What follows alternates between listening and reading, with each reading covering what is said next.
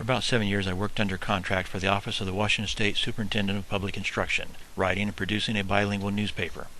During that time I became intimately familiar with one of the most effective educational programs I have ever seen, the Student Leadership Program. Let me describe what I witnessed. A big football player tries to squeeze the tears out of his eyes as the final session of the State Student Leadership Conference comes to an end. Another athletic teen cries openly as he hugs one of his group facilitators. From one end of the meeting room to another, the teams are hugging their new friends and mentors farewell and promising to stay in touch. They find it difficult to express their feelings. The Golden Apple Award-winning Student Leadership Program, developed by the Office of Secondary Education for Migrant Youth, SEMI, based in Sunnyside, Washington, helps motivate students and teaches key concepts of success. The value of the Student Leadership Program approach can be explained in one paragraph.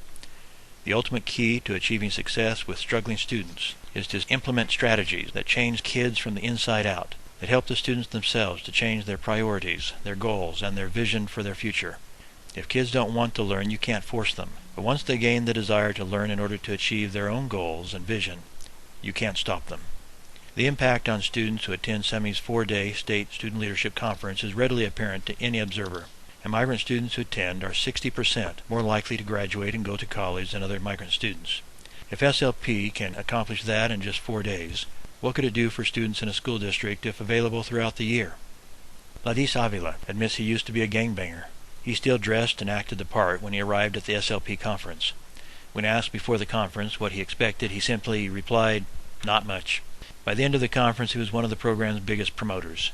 He was one of 2 students elected to represent the youths in the Migrant Education Program's State Advisory Committee. Before the conference, he said he wanted to be an auto mechanic. When running for the SAC position, Ladis told fellow students, "I have worked the fields ever since I came here in 1992. He noted that he is a U.S. citizen, but added, "What good does it do me if I don't go to college? I'm dedicating myself to better things."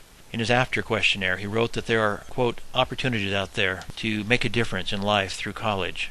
I will never forget the people or how much fun it was at conference, and the skills and problem-solving taught there I will use throughout my life." Gerardo Gonzalez cut asparagus in the Yakima Valley in Washington and picked berries in the Skagit area as a youth. Gerardo first attended the SLP conference when he was a 16-year-old sophomore, just 2 years after immigrating to the U.S. Quote, "It was SLP that inspired and motivated me to finish high school and continue to higher education," he says. Gerardo is pursuing his master's degree now in architecture. Quote, "When I first came to the Student Leadership Conference, all I cared about was the present, working in the fields," he says. "I remember the cold mornings picking cherries or cutting asparagus before school. By the time I got to school, I was already tired, and I definitely didn't want to do homework after school. When I arrived at the conference, I was shy, but by the last day everyone was sad to leave. Many people were crying. We shared addresses and phone numbers, and I still keep in touch with many of them. Some are lawyers, some are doctors. It's just amazing to know that all these people came to the conference with the same idea. What am I doing here? But when they got done, we all had to ask ourselves, what am I going to do now? Am I going to change my life or stay the same? It was then that I really started thinking about the future and what I wanted to do." Gerardo has returned as a volunteer for many years now because it continues to motivate him.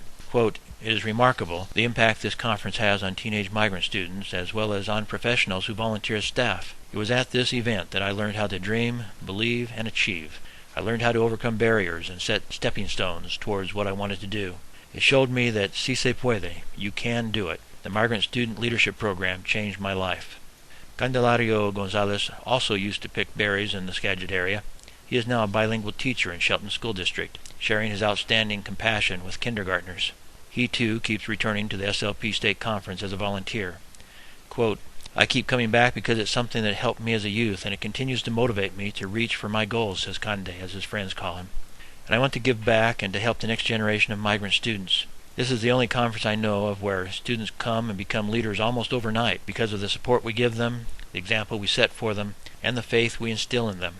The main thing it teaches them, I think, is confidence in themselves, leadership skills, to take risks, to set goals, and to achieve their dreams. That's what we give them. That's what they're lacking when they come here." Dr. Ken Fox, an educator and therapist for over 40 years, helped create the initial SLP curriculum more than 20 years ago and has been involved as a volunteer ever since. Quote, "It's one of the few things I've seen in my 40 years that really, really works," he says. Raul Cital, principal of Pasco High School, has also been involved in SLP since the beginning, initially as a college student. Quote, "It helps students throughout the state, and it changes lives," he says. It gives hope, connections, a vision of what can be, a road to help migrant students achieve their dreams. I'm here because I followed that road.